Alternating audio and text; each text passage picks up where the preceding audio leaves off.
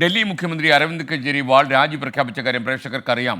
2 ദിവസത്തിനകം രാജിവെക്കുമെന്നുമായിരുന്നു ഇന്നലെ അദ്ദേഹം പ്രഖ്യാപിച്ചത്. നാളെ അദ്ദേഹത്തിന് രാജി ഉണ്ടാകുമെന്ന രീതിയിൽ വാർത്തകൾ വരുന്നുണ്ട് ഡൽഹിയിൽ നിന്ന്. എന്നാൽ അടുത്ത മുഖ്യമന്ത്രി ആരാകും എന്ന ചർച്ചയാണ് ഇപ്പോൾ ഡൽഹിയിൽ കൂടുതൽ സജീവം. മന്ത്രിമാരായ അതിഷി, സൗരഭ് ഭരദ്വാജ്, ഗോപാൽ റായ് എന്നിവർക്ക് പുറമെ അരവിന്ദ് കെജ്രിവാളിൻ്റെ ഭാര്യ സുനിത കെജ്രിവാളും പ്രഥമ പരിഗണനയിൽ തന്നെയാണ്. വിനീത വിജയ് ഡൽഹിയിൽ നിന്നും വിശദാംശങ്ങളുമായി ചേരുന്നു. വിനീത, ഗുഡ് മോർണിംഗ്. പറയൂ, എന്തൊക്കെയാണ് വിവരങ്ങൾ? ആം ആദ്മി പാർട്ടി ഓഫീസിലാണോ ഇപ്പോൾ നിൽക്കുന്നത്? Very good morning S K. ഞാനിപ്പോൾ ഡൽഹിയിലെ ആം ആദ്മി പാർട്ടി ഓഫീസിൽ തന്നെയാണ് നിൽക്കുന്നത്. ഇന്നലെ ഏറെ വൈകിയും ചില നിർണായക ചർച്ചകളൊക്കെ തന്നെ ഇവിടെ നടന്നിട്ടുണ്ടായിരുന്നു. എസ് കെ സൂചിപ്പിച്ചതുപോലെ അരവിന്ദ് കെജ്രിവാൾ രാജിവെച്ചാൽ ഇനി അടുത്ത മുഖ്യമന്ത്രി ആരാകുമെന്നതുൾപ്പെടെയുള്ള കാര്യങ്ങളാണ് ചർച്ച നടക്കുന്നത്. അതേസമയം അതിൽ ഒരു മുഴുവൻ സസ്പെൻസ് കൂടി ഉണ്ട് എന്നുള്ളത് തന്നെയാണ്. ഒരുപക്ഷെ സുനിത കെജ്രിവാൾ ഉൾപ്പെടെ അവസാന പരിഗണനയിൽ ഉണ്ട് എന്നൊക്കെയാണ് അറിയാൻ കഴിയുന്നത്. ഒപ്പം തന്നെ അതിഷി ഉൾപ്പെടെയുള്ളവരുടെ പേരുകളും ഉയർന്നു കേൾക്കുന്നുണ്ട്. ഇന്നലെ മുഴുവൻ MLA-മാരെയും വിളിച്ചു വരുത്തിയാണ് ഈ രാജിപ്രഖ്യാപനത്തിന് പിന്നാലെ ഞാനിപ്പോൾ നിൽക്കുന്ന ഈ ആം ആദ്മി പാർട്ടി ഓഫീസിൽ മുഴുവൻ MLA-മാരും എത്തിയിട്ടുണ്ടായിരുന്നു. തുടർന്നാണ് ഇവിടെ ഇത്തരം ചർച്ചകളൊക്കെ തന്നെ നടന്നിട്ടുണ്ടായിരുന്നത്. ഒരുപക്ഷെ ഇന്നോ നാളെയോ അദ്ദേഹത്തിന്റെ രാജിപ്രഖ്യാപനം അടക്കമുണ്ടാകുമെന്നുള്ളത് തന്നെയാണ് നമുക്ക് മനസ്സിലാക്കാൻ കഴിയുന്നത്. വളരെ നിർണായകമായ ഒരു നീക്കം തന്നെയായിരുന്നു അരവിന്ദ് കെജ്രിവാളിനെ സംബന്ധിച്ചിടത്തോളം അദ്ദേഹം നടത്തിയിരുന്നത്. കാരണം ജയിൽ മോചിതനായതിനു ശേഷം എത്തിയ അദ്ദേഹം ഈ പാർട്ടി ആസ്ഥാനത്ത് പ്രവർത്തകരുമായി കൂടിക്കാഴ്ച നടത്തിയിട്ടുണ്ടായിരുന്നു. ആ പ്രവർത്തകരെ അഭിസംബോധന ചെയ്ത് സംസാരിക്കുകയായിരുന്നു.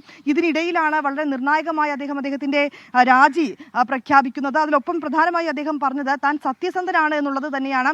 ഇനി ജനവിധി തേടിത്താൻ താൻ വീണ്ടും തിരികെ എത്തുമെന്നുള്ളത് തന്നെയായിരുന്നു അരവിന്ദ് കെജ്രിവാൾ പറഞ്ഞിട്ടുണ്ടായിരുന്നത്. ഒരുപക്ഷെ ഇനി അതിൽ ഏറ്റവും പ്രധാനമായി അറിയേണ്ടത് അദ്ദേഹം രാജിവെക്കാൻ ഒരുങ്ങുമ്പോഴും അല്ലെങ്കിൽ അദ്ദേഹം രാജി സമർപ്പിക്കുമ്പോഴും ഇക്കാര്യത്തിൽ കേന്ദ്രം ഏത് തരത്തിൽ നിലപാടെടുക്കും, തെരഞ്ഞെടുപ്പ് കമ്മീഷൻ അതിൽ ഏത് തരത്തിൽ നിലപാടെടുക്കുമെന്നതുൾപ്പെടെയുള്ള കാര്യങ്ങൾ തന്നെയാണ്. കാരണം ഈ 2 മണ്ഡലങ്ങളിലും മഹാരാഷ്ട്രയിൽ തെരഞ്ഞെടുപ്പ് നടക്കുന്ന പശ്ചാത്തലത്തിൽ തന്നെ ഉപതെരഞ്ഞെടുപ്പ് നടത്തണമെന്നുള്ളത് തന്നെയാണ് അരവിന്ദ് കെജ്രിവാൾ മുന്നോട്ട് വയ്ക്കുന്ന ആവശ്യം. അത്തരം കാര്യങ്ങളൊക്കെ അംഗീകരിക്കാൻ കഴിയുമോ എന്നതൊക്കെ മറുവശത്തേക്ക് നിൽക്കുന്നുണ്ട്. പക്ഷെ അതേസമയം ഇതൊരു രാഷ്ട്രീയമായിട്ടുള്ളൊരു പോരാട്ടത്തിന് ഒരുക്കം കൂട്ടുന്നത് തന്നെയാണ് എന്ന് വേണം നമുക്ക് കരുതാൻ. കാരണം ഒരുപക്ഷെ രാജിവെച്ചതിന് ശേഷവും ഈ നിയമ നടപടികൾ അത് അങ്ങനെ തന്നെ തുടരും. അതിൽ മറ്റ് മാറ്റമൊന്നും ഉണ്ടാവുകയില്ല. പക്ഷെ അതേസമയം രാഷ്ട്രീയമായിട്ടുള്ള മറ്റൊരു പോരിലേക്ക് അരവിന്ദ് കെജ്രിവാൾ നീങ്ങുന്നു എന്നതുകൂടി വേണം മനസ്സിലാക്കാൻ. കാരണം ഡൽഹിയെ സംബന്ധിച്ചിടത്തോളം, ആം ആദ്മി പാർട്ടിയെ സംബന്ധിച്ചിടത്തോളം അഴിമതിക്കെതിരെ പോരാടിക്കൊണ്ട് ഭരണത്തിലേക്ക് കയറിയ പാർട്ടിയാണ്. പിന്നീട് ആ പാർട്ടിയുടെ മുഖ്യമന്ത്രി അതേ അഴിമതി ആരോപണത്തിൽ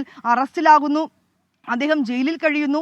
ഇങ്ങനെ മുഖ്യമന്ത്രി സ്ഥാനത്തിരിക്കെ തന്നെ ജയിലിൽ കഴിയേണ്ടി വന്ന ആദ്യ മുഖ്യമന്ത്രി കൂടിയാണ് അരവിന്ദ് കെജ്രിവാൾ. ഇതിനിടയിലാണ് വൈകാരികമായി അദ്ദേഹം പ്രവർത്തകരോട് സംസാരിക്കുകയും പിന്നീട് അദ്ദേഹത്തിന്റെ രാജി പ്രഖ്യാപിക്കുകയും ചെയ്തിരിക്കുന്നത്. അതിന് പിന്നാലെ ചൂടുപിടിച്ച ചർച്ചകൾ തന്നെയാണ് ഞാനിപ്പോൾ നിൽക്കുന്ന ഈ ആം ആദ്മി പാർട്ടി ഓഫീസിലൊക്കെ തന്നെ ഇന്നലെ നടന്നിട്ടുണ്ടായിരുന്നത്. ഇന്നും സമാന രീതിയിലേക്കുള്ള ചില കൂടിക്കാഴ്ചകൾ, ചില മീറ്റിങ്ങുകളൊക്കെ ഉണ്ടാകുമെന്ന് തന്നെയാണ് നമുക്ക് അറിയാൻ കഴിയുന്നത്. എന്താണെങ്കിലും രാവിലെ ഇവിടെ ഇപ്പോൾ നമ്മളിവിടെ എത്തിയിട്ടുണ്ട്, നേതാക്കളൊന്നും തന്നെ എത്തിയിട്ടില്ല. ഒരുപക്ഷെ ഇന്ന് ഇതിൽ ഒരു നിർണായക നീക്കം അല്ലെങ്കിൽ അത്തരത്തിലേക്കുള്ള തീരുമാനങ്ങളൊക്കെ തന്നെ ഉണ്ടാകും. അടുത്ത മുഖ്യമന്ത്രി ആരെന്നുൾപ്പെടെയുള്ള കാര്യങ്ങൾ ഇപ്പോഴും അങ്ങനെ തന്നെ ചോദ്യചിഹ്നമായി അവശേഷിക്കുകയാണ്. സുനിത കെജ്രിവാളിന്റെ പേര് ഉൾപ്പെടെ ഈ അവസാനഘട്ട പരിഗണനയിലുണ്ടെന്നാണ് നമുക്ക് മനസ്സിലാക്കാൻ കഴിയുന്നത്. S K.